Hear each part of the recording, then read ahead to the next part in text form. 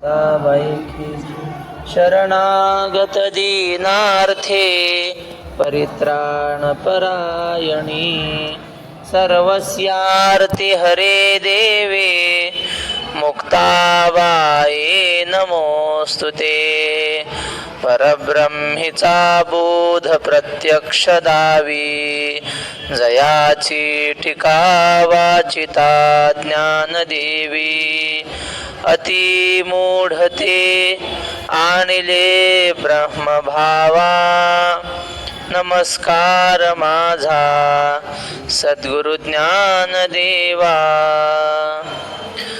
संजय उवाच एव मुक्त्वा ऋषिकेशं गुडाकेशः परन्तप न योत्स्य इति गोविन्द मुक्त्वा तूष्णीं बभूवः. संजय उवाच म्हणजे संजय म्हणाला, हे परंतप म्हणजे हे धृतराष्ट्र महाराज. परंतप म्हणजे परांतापयती इति परंतपहा, जो दुसऱ्याला ताप देतो त्याला परंतप म्हणतात. धृतराष्ट्राने ताप दिला का नाही सगळ्याला, म्हणून परंतप असं घ्यायचं ना. अर्जुनाकडे आला की शत्रूचा हनन करणारा, शत्रूला त्रस्त करणारा असा अर्थ घ्यायचा. परंतप ऋषिकेशम एवं उक्त्वा गुडाकेशः. ऋषिकेशाला अशा प्रकारे गुडाकेश म्हणाला. अर्जुनाला गुडाकेश नाव दिलंय. केश म्हणजे स्वामी, ऋषिकेश म्हणतात ना देवाला. ऋषिकेश म्हणती माझी या स्वामी ते, चाळी इंद्रिया ते म्हणून या. अनंत म्हणती माझी या स्वामी ते, अनंत गुण त्या ते म्हणून या. आहे की नाही. ऋषिकेश का म्हणतात तर देव इंद्रियाचा स्वामी आहे. बर, तर तसा गुडाकेश याचा अर्थ शंकराचार्यांनी असा लिहिलाय की गुडाकाया स्वामी ईशः इति गुडाकेशः. म्हणजे गुडा म्हणजे निद्रा, निद्रेचा जो राजा, निद्रेवर ज्याचं स्वामित्व आहे तो गुडाकेश.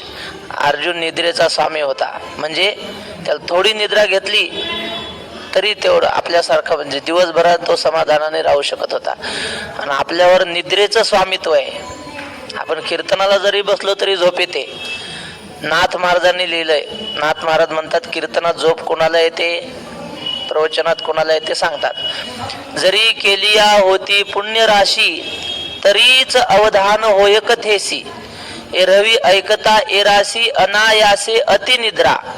जर पुण्याच्या राशी केलेल्या असतील तरच कीर्तन प्रवचनात लक्ष लागतं, आणि जर पापाच्या राशी केलेल्या असतील तर मग कीर्तनाला येताना गादी आणायचं काम नाही, उशी घ्यायचं काही काम नाही. बसल्या बसल्या चांगली गाढ झोप लागते. लागली तर काय समजायचं बा, एवढं तात्पर्यम पकडितव्यम. न योत्स्य इति गोविंद उक्त्वा तूष्णीं बभूव. अर्जुन काय म्हणाला देवाला, अर्जुनाने एका वाक्यात सांगितलं, देवा तुला हात जोडतो, न योत्स्य मी लढणार नाही. बस एका वाक्यात सांगतो, न योत्स्य इति गोविंदम उक्त्वा तूष्णीं बभूव. मी लढणार नाही असं म्हणून शांत उभा राहिला. स्तब्ध झाला अर्जुन. तूष्णीं म्हणजे शांत उभा राहणं. तुष्णी शब्दाचा अर्थ सांगत असताना आम्हाला राऊत बाबांनी सांगितलं होतं, काही काही माणसं असे सकाळी सकाळी दात घासतात, हा, आणि दाता घासता घासता असं तोंडात बोट, असेच राहतात. शांत होतं ना असं, कधी पाहिलं ना तुम्ही माणसं शांत असं दातही घासणं काय, तसंच तोंडात बोट, त्याला तुष्णी अवस्था म्हणतात. बस तसा अर्जुन उभा राहिला. हे डोळा लागे अमृतही परी नेगे जरी निधाले, हे गुडाकेशवर सांगतात.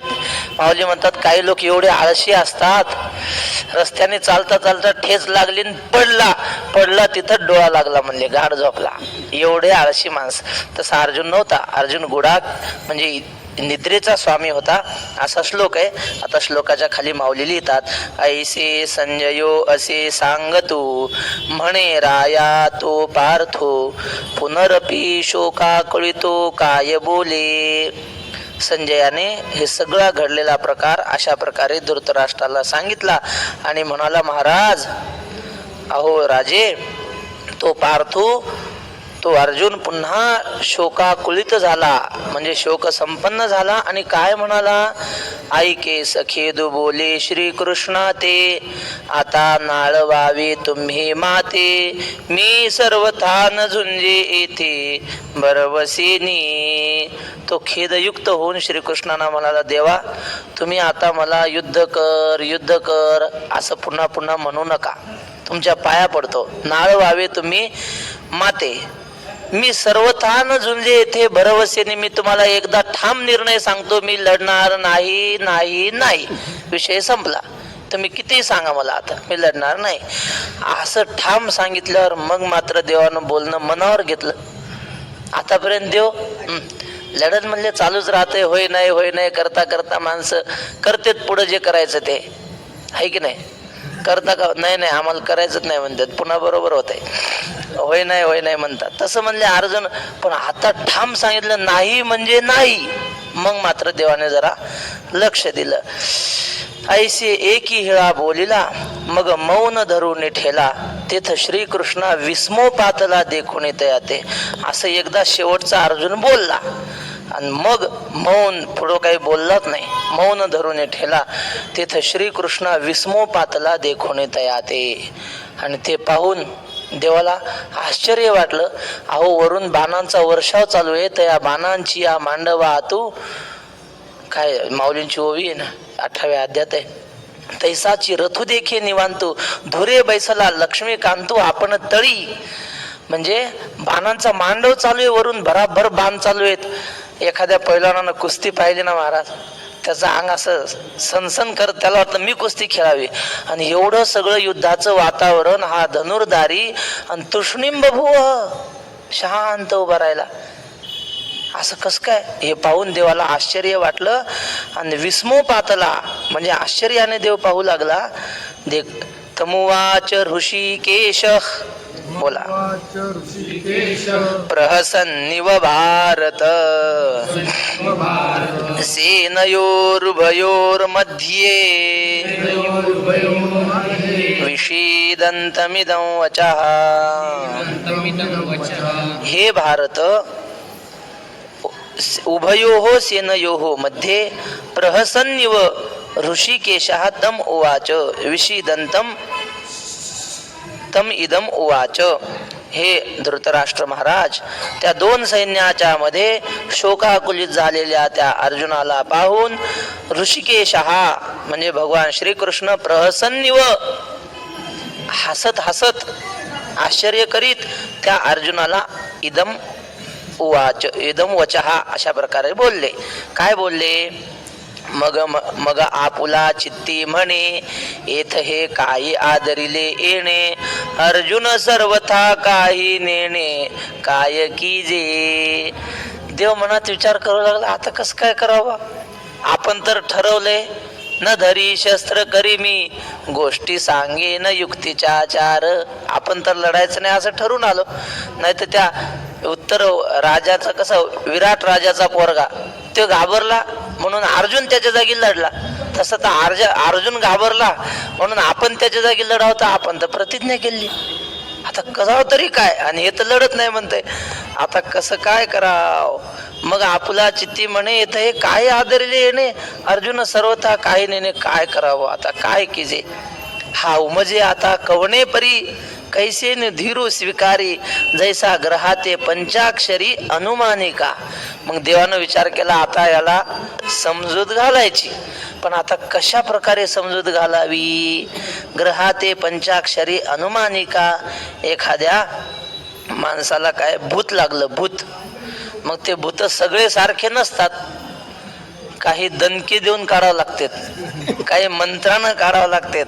आपल्याला माहित नाही बरं, हे आपलं पाहिलेलं सांगायला ऐकायला असे मारतात काही काही ते मांत्रिक, ते म्हणले ते तसं हाणल्याशिवाय निघत नसते काही भूत, आणि काही नुसतं काही झाडाला खिळे ठोकतात कोण्या, काही वेगवेगळ्या प्रकारचे भूत असतात. मग आता हे याला भूत लागले, पण नेमकं कसं काय कोणत्या पद्धतीनं काढावा आता असा देव विचार करू लागले. हा उमजे आता कवणे परी, याला कशा पद्धतीनं समजावलं म्हणजे हा समजेल. सगळ्याला सारखं समजून जमत नाही. वैकुंठवासी मामासाहेब म्हणायचे, एक आजी, आणि त्या आजीला नातवानं विचारलं 3-4 वर्षाच्या पोरानं, तर म्हणलं आजी हे आभाळ एवढं वर कसं काय गेलं ग. आता त्या आजीच्या आजीला तरी माहिती आहे का म्हणले आभाळ वर कसं काय, पण आता ते पोरानं विचारलं ना, मग त्याला काय तत्वज्ञान सांगायचं असतं का. ती आजी म्हटली, अरे बाळा हे आभाळ पहिलं खालीच होतं, आणि एकदा काय झालं, मी आपलं अंगण झाडायला गेली, माझ्या पाठीलाच खरचटलं म्हणे आभाळ, अशी की रसुनी उगारली जी तापली ते वर गेलं म्हणे. तेव्हापासून वर. हा मग पोराला समजलं. त्याला त्याच्या भाषेत सांगायचं ना, हे असं एखाद्या शहाण्या माणसाला समजणार नाही ही भाषा, पण लेकराला तीच भाषा पाहिजे. म्हणजे आता अर्जुनाचा मोह घालवायचा आहे, त्याला समजावे, पण नेमकी भाषा कोणती वापरावी. देव असा कवणे परी, याला कशा पद्धतीनं समजवायचं. कैसेनी धीर स्वीकारी, कशा प्रकारे याच्या मनामध्ये धैर्य निर्माण होईल. जैसा ग्रहाते पंचाक्षरी अनुमानिका. पंचाक्षरी म्हणजे ते भूत उतरवण्याचे काही मंत्र असतात, ते मांत्रिक. जसा भूताचा प्रकार असेल तसा प्रकार अवलंबन करून ते भूत काढतात. ना तरी असाध्य देखोनी व्याधी, अमृता समदिव्य औषधी, वैद्य सूची निरवधी निदानीची. काही रोग असे असतात असाध्य, म्हणजे सहजासहजी न जाणारे असे रोग. मग वैद्य काय करतो, अमृता समदिव्य औषधी, म्हणजे साध्या औषधाने हे रोग जाणारे नाहीत हे पाहून वैद्य निदानीचं औषध काढतो. निदानीचं म्हणजे एकदम शक्तिशाली असं औषध, दिव्य औषध तो वैद्य काढतो. काही वैद्य असे जाणकार असतात. एकदा पांडुरंगालाच रोग झालता म्हणतात आपल्या, आणि ते बेंबीतून सारखं पाणी व्हायचं, घाण पाणी. काय करावं. मग वक्ते बाबा म्हणले, ते रुक्मिणी पंडित नावाचा वैद्य होता. त्या पंडिताचं नाव रुक्मिणी पंडित. मग त्याच्याकडे गेले पुजारी बडवे मंडळी, अहो तुम्ही जाणकार वैद्य आहात आणि भगवत भक्तही होता तो, आणि म्हणले आमच्या देवाला रोग झाला, पांडुरंगाच्या बेंबीतून घाण पाणी वाहत थांबता थांबेना, खूप औषधं केले. तो म्हणे, हे मूर्तीला कुठे रोग होत असतो का म्हणे, तुम्ही काहीतरी आपला अंधश्रद्धा तुमची. नाही हो म्हणले, तुम्ही बघून चला बघा. ते आलं आणि त्यानं पाहिलं, खरंच महाराज बेंबीतून पाणी वाहत होतं घाण. मग त्याने काय केलं, नामस्मरण करून देवाचं थोडं ध्यान केलं. त्याच्या लक्षात आलं, म्हणजे हे औषधानं जाणारं नाही, याला एकच औषध, अतिप्रिय आवडे तुळशी बुका. त्याने तुळशीचा बुक्का घेतला, नुसता देवाच्या बेंबीत असा भरला, पाणी थांबलं. मला सांगायचं हे होतं की वैद्य असे जाणकार असले की ते बरोबर त्यांना औषध कळतं काय पाहिजे. बाबा एक आणखी गोष्ट सांगायचे. म्हणजे एक वैद्य होता आणि एका पाटलाची बायको आजारी पडली. माऊली बोलू नका. पाटलाची बायको आजारी पडली, 5-6 वर्ष झाले, नेहमी आजारी, खूप औषधं केले, काही फरक नाही. पण एक नाडी परीक्षक होता, त्याच्याकडे राजा गेला, तो पाटील गेला. म्हणले असे आमची मंडळी 7-8 वर्ष आजारी, काय हरकत नाही म्हणले, घेऊन या. ते म्हणले घेऊन येता येत नाही, आमच्या घराण्यात बाई माणसं घराच्या बाहेर निघत नाहीत. बरं मी येतो म्हणले घरी. ते म्हणले तुम्ही जरी घरी आले तरी हातात हात देता येत नाही नाडी परीक्षण करा. तर म्हणलं काही गरज नाही, तुम्ही आतल्या घरात त्या बाईंना बसवा, त्याच्या हाताला दोरा बांधा, 2-3 दोरे, एक काळा दोरा, एक पिवळा दोरा, एक इकून बांधायचा, एक इकून, एक असा 3 दोरे मी देतो, ते बांधा. मी बाहेर बसून ते दोरे हातात धरतो आणि परीक्षण करतो. आणि त्यानं केलं परीक्षण महाराज. आतल्या घरात ती बाई बसली आणि यानं बाहेरून दोरे हातात धरले आणि त्या दोऱ्यांच्या कंपनावून सांगितलं की अमुक अमुक रोग झालाय, हे औषध द्या. औषध दिलं, 2 दिवसात रोग गायब, रोग गेला. एका शेजाऱ्याला वाटलं हे कावळा बसणं फांदी मोडणं, यानं अंदाजे औषध दिलं आणि रोग गेला. हे काय खरं दोरे बाहेर धरून कुठं एवढं कोणी शहाणा असतंय का, जाणकार असतंय का. त्यानं दुसऱ्या दिवशी पुन्हा त्या वैद्याला बोलवलं, दुसऱ्या शेजाऱ्यानं. तो म्हणला आमची मंडळी आजारी आहे. बर म्हणले काय करा, ते म्हणले हातात हात देता येत नाही. मग म्हणले परवा आम्ही पाटलांच्या मंडळीला तपासलं तसं तपासू. हो या म्हणले 10 वाजता. आला, या वैद्याला बसवलं वसरीत बाहेर आणि माग घराच्या माग म्हशीचा गोठा होता. एका म्हशीच्या शेपटीला तिने दोरे बांधले त्या माणसानं आणि इकडे दिले वैद्यभावाच्या हातात. ते वैद्यभावानं हातात दोरे घेतले. असं हातात दोरे घेतल्यावर का हो पाटील, म्हशी संग लग्न केलं का म्हणले तुम्ही? घ्या हातात दोरे धरून सांगितलं नाडी कोणाची आहे. याला म्हणतात जाणकार वैद्य. असा वैद्य असेल ना त्याला बरोबर रोगावरचं औषध सुचतं. वैद्य सूची निरवधी निदानीची. मग पांडुरंग सुद्धा वैद्यच आहे ना, आहे ना. असं वैद्य एक पंढरीराव, जो हा देवाचाही देव. किंवा पुंडलिकाला म्हटलं पुंडलिक वैद्यराज पूर्वी साधिले साधन. मग ते हा वैद्य एक पंढरीराव अंतर्भाव तो जाणे. आणि पुन्हा काय द्रौपद आहे, रोगा ऐशा द्याव्यावली जाणे झाली बाधा. ते त्याला कळतं काय बाधा झाली आणि कोणता रोग झाला आणि त्याला कुठलं औषध दिलं पाहिजे पांडुरंगाला कळतं. आणि तोच पांडुरंग उभा आहे ना, जेणे गीता उपदेशिली ते हे विटेवरी माऊली. बा मग तोच असल्यामुळं आता त्या अर्जुनाला झालेल्या रोगावर योग्य औषध काय द्यावं तो विचार करतो. वैद्य सूची निरवधी निदानीची तैसे विवरितवसे श्री अनंतू तया दोन्ही सैन्या आतू जया परी पार्थू भ्रांती सांडी. आता भगवान परमात्मा अशा प्रकारचा विचार करतोय. विवरितू असे म्हणजे विचार करतो. त्या दोन्ही सैन्याच्या मध्ये उभं राहून जया परी पार्थू भ्रांती सांडी, ज्या पद्धतीनं अर्जुनाच्या मनातला भ्रम निवृत्त होईल अशा पद्धतीनं. मग आता माऊली म्हणतात ते कारण मनी धरिले. कोणतं कारण? अर्जुनाच्या मनातला मोह नष्ट झाला पाहिजे हा हेतू मनात ठेवला. आणि मग पुढं सरोष बोलो आदरिले. सरोष म्हणजे जरा रागाने बोलायला लागला देव. सरोष जरा क्रोधयुक्त, क्रोधात बोलायला लागला. जैसे मातेच्या कोपी थोकुले स्नेह आथी. तुम्ही म्हणले अर्जुनावर तर देवाचं लय प्रेम आहे, रागवतो कस काय? म्हणले मग आई नाही का रागवत लेकरावर? आई रागावते, पण त्या रागावण्यामध्ये प्रेम लपलेलं असतं. थोकुले, थोकुले म्हणजे झाकलेलं असतं प्रेम. पोरग जर उन्हात खेळत असलं, आई म्हणते कारट्या उन्हात मरू नको, सावलीत मर, रागानं म्हणते. मग आता सावलीत मर म्हणजे आणि खरंच येऊन मेल्यावर ते मर असं म्हणण्याचा भाव नसतो. सावलीत येऊन राहा, खेळ असं तिला म्हणायचं असतं. तिच्या बोलण्यामध्ये जरी वरवर क्रोध दिसला तरी झाकलेलं प्रेम असतं. असं सांगतात की आळंदीमध्ये सद्गुरू मामासाहेबांचं कीर्तन होतं मंडई धर्मशाळेमध्ये. पाठीवर मांडे बांधले ते ना आपले भिंत चालल्याच्या माग, तिथं मामांचं कीर्तन होतं.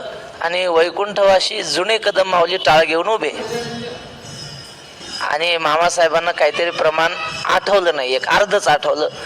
म्हटलं आता हे अर्ध प्रमाण आमचे कदम माऊली सांगतील म्हणले, यांचं पाठांतर भरपूर आहे. पण योगायोग असा की त्यांनाही ते प्रमाण आठवलं नाही. आणि मग मामा कीर्तन झाल्यावर पाया पडायला आले कदम माऊली. भाकरी खाता का म्हणले. प्रमाण आठवत नाही, एवढे अभ्यास करता? बस एवढंच वाक्य. काय म्हणले? भाकरी खाता का नुसत्या? एवढंच मनात धरलं महाराज. आणि जे भंडाऱ्या डोंगरावर गेले गाथा पाठ केल्याशिवाय खाली उतरायचंच नाही. खाली उतरलेच नाही गाथा पाठ केल्याशिवाय. रागवले मामासाहेब, पण त्या रागवण्यामध्ये खरा राग होता का काय प्रेम होतं? ते जर तेव्हा तसं म्हणले नसते तर पुढे कदम माऊली घडले नसते ना महाराज. मातेच्या कोपी थोकुले प्रेमाथी, झाकलेलं असतं ते प्रेम, दिसत नाही. आमचे गुरु महाराज सांगतात ना, फार महत्वाचं वाक्य आहे. ते म्हटले काही काही साधू लोक लय कडक. आळंदीचे जयराम बाबा, त्या काळातला एकही महाराज सोडला नाही त्यांनी बिना हाणायचा. सगळे महाराज हाणले. क्वचित आपले कुरेकर बाबा वगैरे असे क्वचित महात्मे सुटलेले आहेत. नाही तर वक्ते बाबा म्हणले मयावर जोडा घेऊन आलते म्हणले. आमचं प्रवचन चालू होतं आणि पोरांनी दिलं म्हणे भैकून. ते निवृत्तीबा तुमच्याविषयी असा म्हणला आणि माझं प्रवचन चालू म्हणले. आणि जयराम बुवा रस्त्यानं चालले होते आणि त्यानं पाहिलं निवृत्तीबात प्रवचन आहे. एक जोडा काढला, हातात घेतला, एक जोडा पायात आणि एक हातात. तसेच यायला लागले म्हणले कडेने. आले माझ्याजवळ, मी ओळखला आता हे काही खरं नाही. मी म्हणलो बाबा जयराम बुवा, आता तुम्ही जर मला इथं प्रवचनात मारलं तर माझी जाईन आणि तुमची तरी राहील का? तुमची जाईन. मग असं करू आपण, प्रवचन झाल्यावर मग पाहू, बाजूला जाऊन कुस्ती खेळतो. पण म्हणले आमचं दोघांचं प्रेम होते. पोरं भैकून देतात म्हणे, गुरुची लावून देतात भांडणं. मग त्यानं जोडा टाकला आणि गेली निघून. सांगण्याचं तात्पर्य काय? कडक स्वभाव हो. बहुतेक महात्मे, आम्हाला शाळेमध्ये असा श्लोक होता, ते म्हणजे सुलभा हा पुरुषा लोके सततम प्रियवादिनः अप्रियस्य च पथ्यस्य वक्ता श्रोता च दुर्लभा. तुम्हाला गोड बोलणारे लोक पावलोपावली मिळतील का? प्रत्येकाचा स्वार्थ असतो, हे आपल्या कामाचं, याच्याशी वैर करून कसं जमल. मग याचं वाटोळं झालं तरी आपल्याला काय करायचं, आपलं दोन शब्द गोड बोलायचं चाललंय पुढे. अशी माणसं तुम्हाला पावलोपावली भेटतील. पण अप्रियस्य च पथ्यस्य वक्ता श्रोता च दुर्लभा. कडू बोलणारा आणि हिताचं बोलणारा माणूस फार दुर्मिळ आहे, आणि त्याचं ऐकून घेणारे दुर्मिळ आहेत. शक्यतो महात्मे कडकच असतात. मग आता ते आमच्या गुरु महाराजांचं वाक्य सांगतो. ते म्हटले, महात्म्याच्या प्रेमातला राग कळणं अवघड आहे आणि त्यांच्या क्रोधातलं प्रेम कळणं अवघड आहे. ते क्रोध करतात, मारतात, पण त्या मारण्यामधलं प्रेम ओळखतं, ज्याला ओळखता आलं ना तो खरा साधक. आणि त्यांच्या वरवर प्रेमातला राग कळणं सुद्धा अवघड आहे. त्यांच्या मनात आपल्याविषयी किती राग आहे हे जाणून घेतलं पाहिजे, तर तो खरा कल्याणाच्या मार्गाला जाऊ शकतो. भगवंताने सरोष बोलू आदरले. देव रागाने बोलायला लागले. जैसे मातेच्या कोपरी थोकले स्नेह आधी. ज्ञानेश्वर महाराज जेव्हा आईचं वर्णन करतात ना, ज्ञानेश्वर महाराजाचे डोळे भरून येतात. कारण त्यांना आईचं प्रेम लहानपणी मिळालं नाही ना पाहिजे तेवढं. कमी वयातच आई वडील सोडून गेले. आणि मग आईचं वर्णन आलं की ज्ञानेश्वर महाराज सगळं विसरून जातात. सगळं तीर्थाची धुरे जे का माता पितरे, असं म्हणताना त्यांना त्यांचे आई वडील आठवतात की आपल्याला आई वडिलांची सेवा घडली नाही. माऊली म्हणतात, आईच्या मनामध्ये प्रेम असतं पण ती वरवर रागवते. तिला कळतं जर आता नाही रागवले तर पोराला चांगली सवय लागणार नाही. की औषधाची या कडवटपणी जैसी अमृताची पुरवणी, ते आहाच न दिसे परी गुणी प्रकट होय. माऊली म्हणतात, बहुतेक औषध कडू असतात. आणि मग अशी ओवी 6व्या अध्यायामध्ये नाही तैसे हिताशी जे जे निके, त्याच्या आधीची ओवी हो, त्याच्या आधीची. हा, पाहे पा आयुष्याते अढळ करी जे सरते जीवित वारी, त्या औषधाते वैरी काय जीवानं म्हणे. आपला रोग घालवते औषध, हा, पुन्हा आपलं आयुष्य दीर्घ करते औषध, पण त्या औषधाला जीव वैरी मानते, नको म्हणते ते औषध नको. मग औषध कडू असतं ना, ते आपलं रोग घालवते पण कडू असतं. पण महाराज त्या कडूवटपणामध्ये अमृताची पुरवणी होते, अमृत देत असतं ते आपल्याला. तुकाराम महाराज म्हटले, एखाद्याचा जर रोग जात असेल ना, मग त्याला सुखाने लिंबाचा पाला प्यायला द्यावा. पुढील या सुखे निम्म देता भले बहुत वारले होय तेणे. बा, हे तो वर्म असे. बघा, जणू काही या ओवीचा भावार्थच तुकाराम महाराजांनी त्यांच्या अभंगात लिहिला. आम्ही या अभंगावर श्री गुरु राऊत बाबांचं प्रवचन ऐकलं होतं बऱ्याच वेळा, म्हणजे मोबाईलवर टेप करून. खूप सुंदर वाटायचं म्हणून तेच ऐकत राहायचं. तर त्यांचा ऐकून ऐकून कानपाठ हा अभंग झाला होता. पुढील या सुखे निम्म देता भले बहुत वारले होय दुःख, हे तो वर्म असे माऊलीच्या हाती, हानी मारी प्रीती हितासाठी, खेळता विसरे भूक तहान घर, धरुनिया कर आणि बळे, तुका म्हणे पाळी तोंडी चिया घासे, उदार सर्वस्वे सर्व काळ. ती आई, ती लेकरू खेळायला गेलं की त्याला तहानही आठवत नाही, भूकही आठवत नाही. मग जाते आणि हाताला धरत मारत आणती घरी. चल जेवायची वेळ झाली, जेवून घ्या आधी मग खेळायला ये, असं ती म्हणते.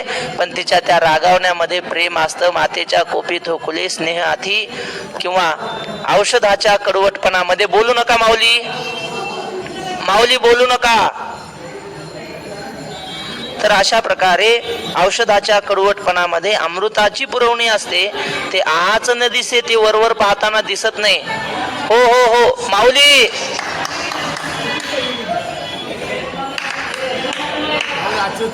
चालूच राहते, जाऊ द्या. हे पा, तैसी वरी वरी पाहता उदासे, आत तरी अति सुरसे, ती वाक्य ऋषिकेशे बोलू आदरली. वर पाहिलं तर निष्ठुर कठोर दिसतील देवाची वाक्य, पण आतमध्ये अति सुरसे, ते हे असतं की नाही, कोकणातली लोक कशी आहेत त्यांचं वर्णन करणारी एक कविता होती आम्हाला संस्कृतमध्ये. बहिस्तु कंटकैर्युक्ता अंतस्वादुरसान्विता गृहे गृहेत्र दृश्यन्ते पुरुषाः पणसा इव. म्हणजे ह्या कोकणातली लोक अशी आहेत, फणसासारखी आहेत.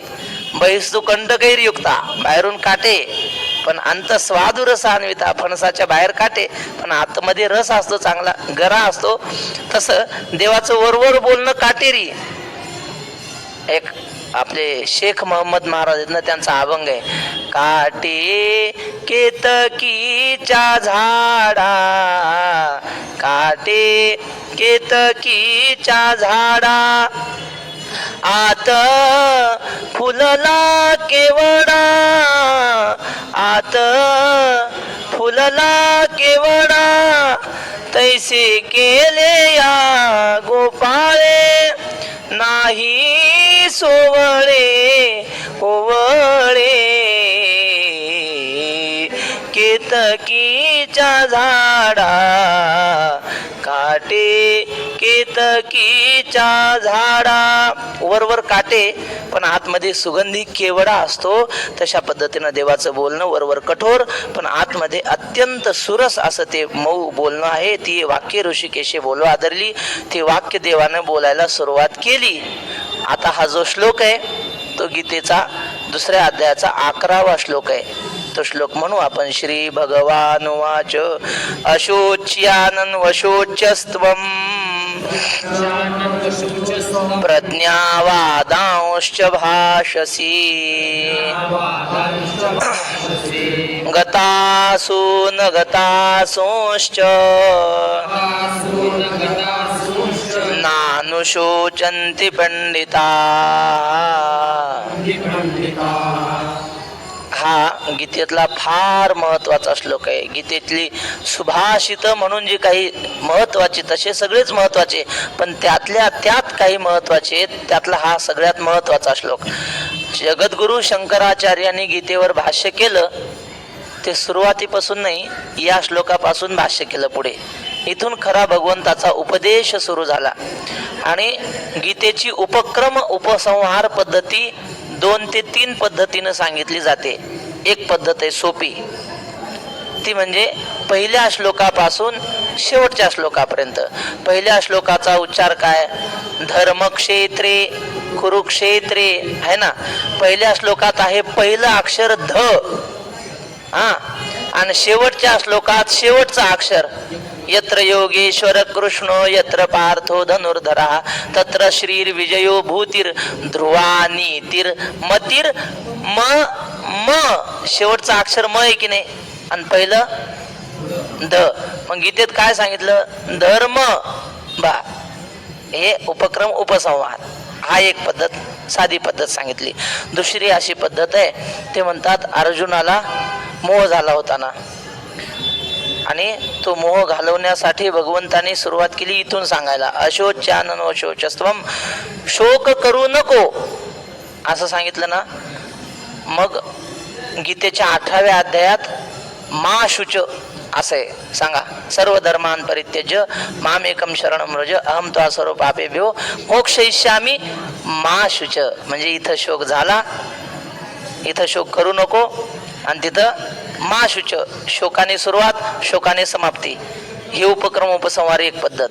आणि मोह नष्ट झाला, नष्टो मोह स्मृती लब्धा, ती एक उपक्रम. म्हणजे तिथं अर्जुनाला मोह झाला होता सुरुवातीला पहिल्या अध्यायात. मातुला श्वशरा पौत्रा शाला संबंध, इथं मोह निर्माण झाला. आणि मग तो म्हणतो देवा आता नाही, आता तू धर्मराजाकडे जरी बोट केलं याला मार, तर आता करिष्ये वचनम तव, आता कुणालाही मारायला तयार आहे बा, आता नाही काही चिंता. नष्टो मोह हा.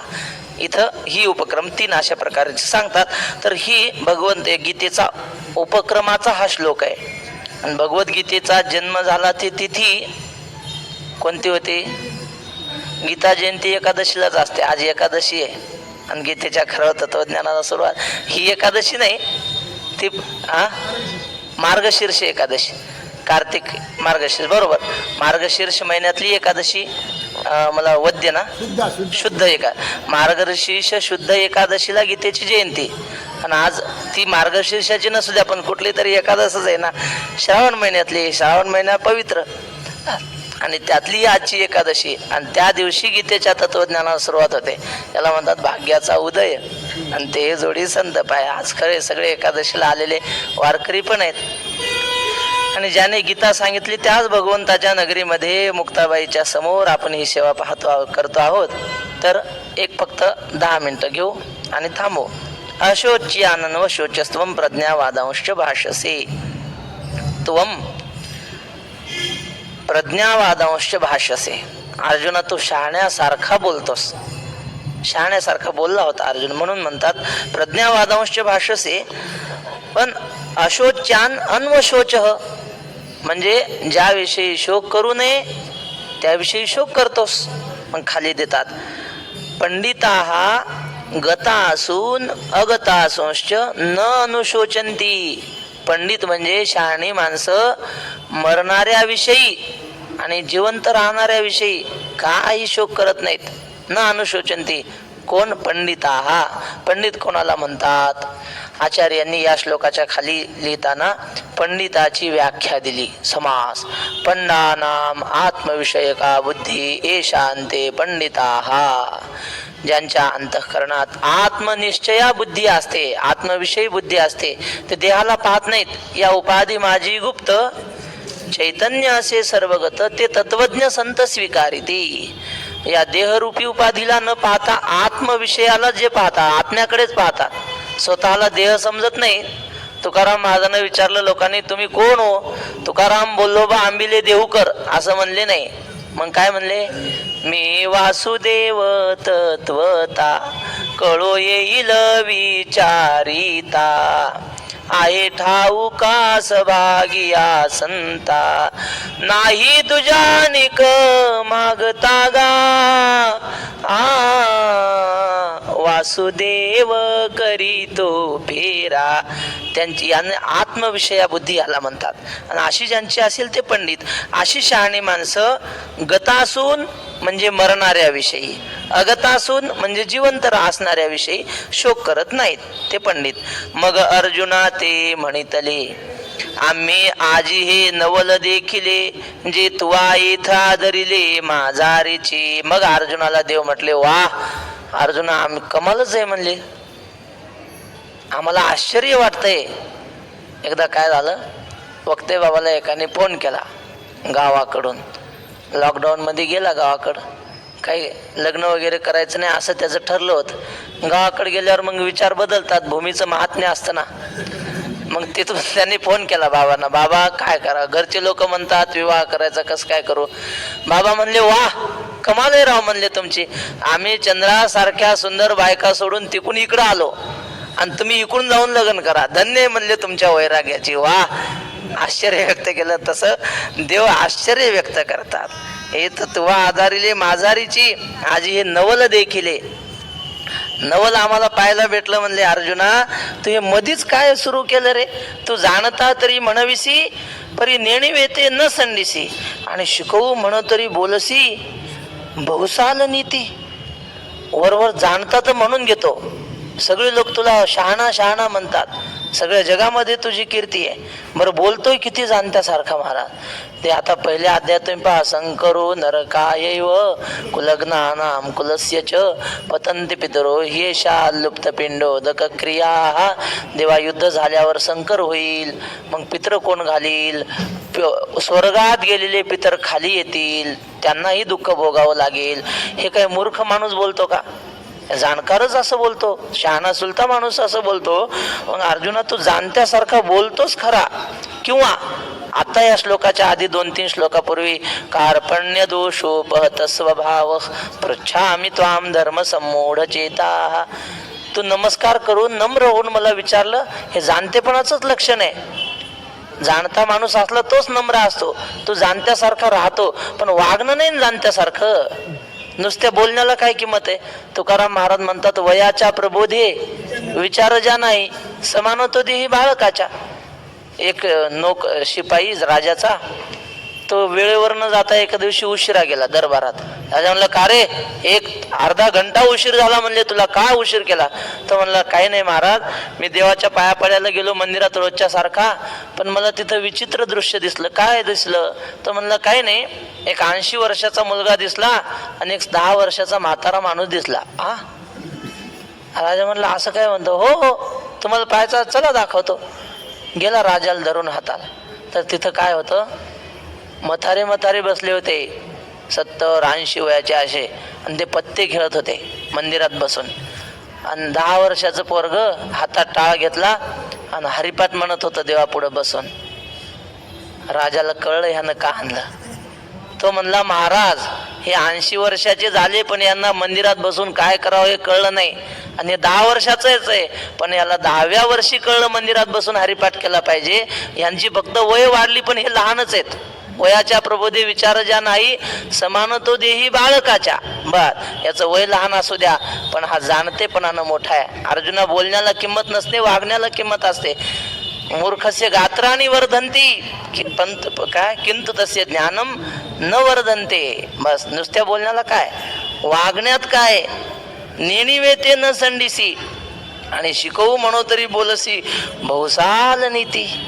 शिकवायला पाहिलं तर मला जगाच्या मालकाला शिकवायला निघाला, भल्या माणसा कमाल झाली. म्याची पडवूनी वेद केला, येण्याची पडवूनी वेद केला शहाणा. म्या बोलविल्या वेद बोले, म्या चालविल्या सूर्य चाले, म्या हलविल्या प्राणू हाले, जो जगाते चाळिता. पुन्हा याची ये नाभी कमळी जन्म चतुरानना. पुढं याची या महा निज तेजे तेज होता शना. जाऊ दे, त्यातलं शेवटचं चरण आहे, येण्याची पडवणी वेद केला शहाणा हो, निळोबाराय म्हणतात. मग अशा परमात्म्याला तू शिकवतोस, त्याच्या पुढे शहाणपणा करतोस, तू बोलतो भारी, पण म्हणले तुझं कसं सांगू. आता हे माऊलींचे दृष्टांत असे भारी. माऊली म्हणतात हे बा, जात्यंधा लागे पिसे मग ते सैरा धावे जैसे, तुझे शहाणपण तैसे दिसतसे. एखाद्या चांगल्या डोळस माणसाला पिस लागलं, येडं लागलं, ते माणूस मग अंगा कपडे ठेवत नाही, काय नाही, कुणीकडं पळतो, काही बोलतो, ओरडतो मोठ्या मोठ्याने. जिंतिले जैसे भुली आणि पिसे आलापू घाली, तैसे वाणी ते माऊली साई जोजी. 18व्या अध्यायात पिसं लागलं ना, हे ओरडतात माणसं, काही कळत नाही, कुणीकडे पळतात. माऊली म्हणले, आंधळ्या माणसाला, जे जात्यंध जन्मता आंधळे, त्याला पिसं लागलं आणि ते लागलं पळायला. आता ते कशावर धडकन, कुठं खड्ड्यात पडन, काय आहे का मिळ त्याचा. त्या पिसे आंधळ्याला जसं पिसं लागावं ते कुणीकडे पळावं, तसा तुझ्या शहाणपणा आहे म्हणले अर्जुना. बघा, जात्यंदा लागे पिसे मग ते सैरा धावे जैसे, तुझे शहाणपण तैसे दिस. तू आपण पे तरी नेणसी, परी कौरवाते शुचू पाहसी, हा बहुविस्मय आम्हासी. पुढं ती अर्जुना, तुलाच कळना आणि तू ह्या कौरवांविषयी शोक करण्याचा विचार करतोस. आधी तू कोण आहे विचार कर ना. हे काय म्हणतो, हे मातुले आहेत, माझे आचार्य आहेत, आणि तुला जर विचारलं तू कोण आहेस, अरे तू तर युद्ध करणारा क्षत्रिय, तू तुझा विचार कर ना. एकदा काय झालं, भगवान गोपाल कृष्णाचा गोकुळात जन्म झाला आणि ती बातमी सगळीकडे पसरली. काशीच्या विद्वानांच्या कानावर बातमी गेली की एका गवळ्याच्या घरी श्रीकृष्णाने अवतार घेतला, जगन्मालकाने अवतार घेतला. लोक म्हटले, अहो कशाचं काय, लोक काही उग थोतांड पसरवतात, काय म्हणतात, अफवा पसरवतात. एक पंडित म्हटला, आपण जाऊन परीक्षा घेऊ. झाली, सभा भरली, त्यांची निवड झाली एका पंडिताची, जा म्हणले. आणि खरंच तो देव एकदा तपासून या. आला काशीचा पंडित. ही कथा श्री गुरु चैतन्य महाराज देगलूरकर यांनी काहीच मी नव्हे कोणी गावीचा हा अभंग घेतला होता जोग महाराजांच्या संस्थेत, इथल्या पंढरपूरच्या, आणि तिथं त्यांनी सांगितली होती, ती आठवली म्हणून सांगतो. तर तो काशीचा पंडित आला गोकुळामध्ये श्रीकृष्णाच्या घरी. श्रीकृष्ण हा 4-5-6 वर्षाचा होता, नुकतंच बोलायला लागलेला. आणि त्या नंद बाबाला तो पंडित भेटला. का हो, लोक म्हणतात तुमच्या घरी देवाना अवतार घेतला, खरं आहे का? ते नंद बाबा म्हटले, महाराज आता लोकांची भावना चांगली, आम्हाला तर लेकरूच दिसतंय, पण लोक म्हणतात बुवा देव आहे, आता आम्हाला काही माहित नाही असं म्हणले. बोलवा म्हणले तुमच्या त्या मुलाला, कृष्णाला. बोलवलं, बसवलं, बस रे इथं. आणि त्या पंडिताने विचारलं, कोण आहेस तू असं म्हणल्यावर ते म्हणले, महाराज माझं जाऊ द्या, आधी मी तुम्हाला विचारतो तुम्ही कोण आहेत. असं म्हणलं ते म्हणलं मी कोण आहे म्हणजे मी काशीच आहे म्हणले. अहो गाव नाही, तुम्ही कोण आहेत ते विचारलं. बर मी पंडित आहे. अहो तुमची पदवी नाही विचारली हो, तुम्ही कोण आहेत. मी त्यांचं काय जे नाव असेल ते मी भास्कर पंत विद्याधर आहे. अहो हे तुमच्या देहाचं नाव आहे महाराज, तुम्ही कोण आहेत ते सांगा ना. असं म्हणलं होते आता काय सांगणार. हा मी आहे असं छातीला हातलं. महाराज ही तुमची छाती आहे, तुम्ही कोण आहेत ते सांगा. मग आली त्याला चक्कर, काय सूचना काय सांगावं आता. तुम्ही कोण आहेत म्हणल्यावर सांगावं काय, देह नाही नाव नाही. मग ते लहानसं पोरग त्या कानापाशी येऊन म्हणलं महाराज आधी तुम्ही कोण आहेत ते पहा आणि मग देव कोण आहे ते कळून घ्या म्हणले. त्याशिवाय कळणार नाही. आधी तुमचा तुम्ही विचार करा, आहे मी हा कोण, करावा विचार. म्हणे ज्ञानेश्वर निवृत्तीचा, आदौ ब्रह्मास्मित्य अनुभव उदिते खलविदम ब्रह्म पश्चात. आधी आपल्या आत्म्याचं स्वरूप कळालं पाहिजे, मग सगळीकडे देव आहे हे कळेल. त्याप्रमाणे अर्जुना आधी तू कोण आहे याचा विचार कर आणि मग पाय हे गुरुवर्यन हे मातुलन हे नंतर यांचा विचार कर. असं देव अर्जुनाला म्हणतात. तू आपण पे तरी नेणसी पर्या कौरवाते शोचू पाहसी हा बहुविस्मय आम्हासी पुढत पुढती. अशा प्रकारे भगवंत